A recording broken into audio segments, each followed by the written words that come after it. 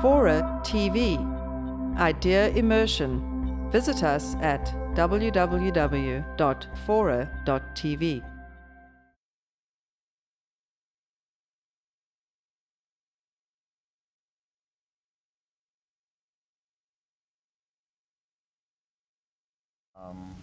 At this point in the book, I am new to the Bay Area. I've just been discharged from the military, and I'm wide open to everything that's happening in San Francisco. Not only was the Bay Area in these years the perfect arena in which to explore and experiment, but I was at the perfect age when I wanted to try new things, explore new philosophies, taste different flavors, so that I could decide what kind of life I ultimately wanted to build for myself. As I figured out all the externals of work, relationships, and money, this period was just as important for what it taught me about who I was internally, what I was really made of, and what my authentic point of view was. Not long after I arrived on the West Coast, this was apparent when some friends invited me to join them as some sort of lecture. 3 of us agreed to attend at the insistence of Bill, an extremely articulate guy as well as a hustler. The 3 of us represented the only 3 straight guys who were then residents of the YMCA in the Tenderloin. That's a fact. There were only 3 of us. We would shit, shave, and shower in rotation in order to literally watch each other's backs. We had to stick together, and if Bill was hip to go, we felt obligated to attend as well. But I couldn't help asking, what's the topic? Chris, he promised, this seminar is going to change your life. The 4 of us, see, man, we're all conditioned to respond to things in a particular way. This is Bill talking to me. From our parents, school, government, it's the whole capitalistic programming of mind control that makes us chase after these material things. I'm talking about self-determination, about ending slavery to the almighty dollar, man. That's what the lecture's about? I asked, reminding him that my work schedule was pretty tight. That's the problem, he went on.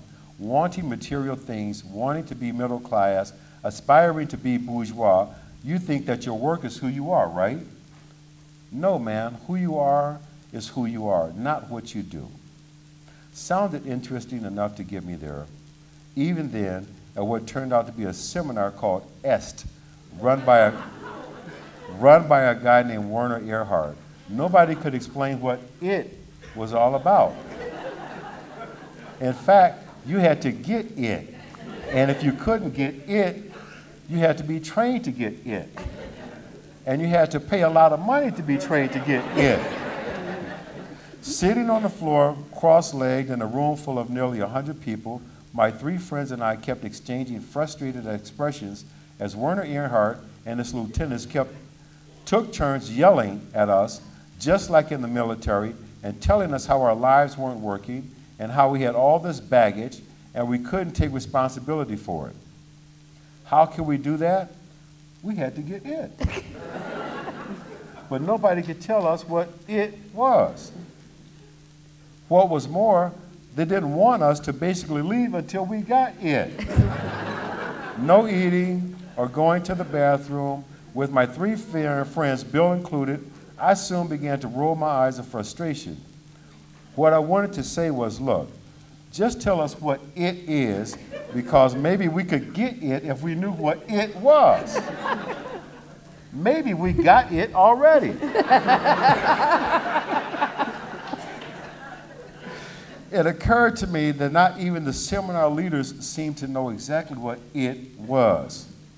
When that became apparent, after about an hour of berating, I stood up and finally said, yeah, I got it. Just before the S Army could move in, I added, fuck it.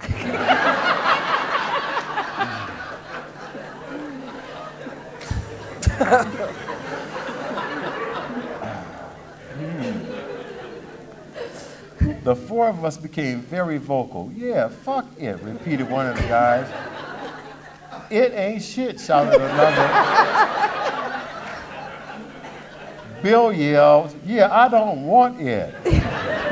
I finished up by saying, Keep it. Willie, you'll appreciate this. As the only brothers in the room, we started to sense that there was going to be a racial issue, but pretty soon, most of the white people in the room began to look at us like, ah, they do have it.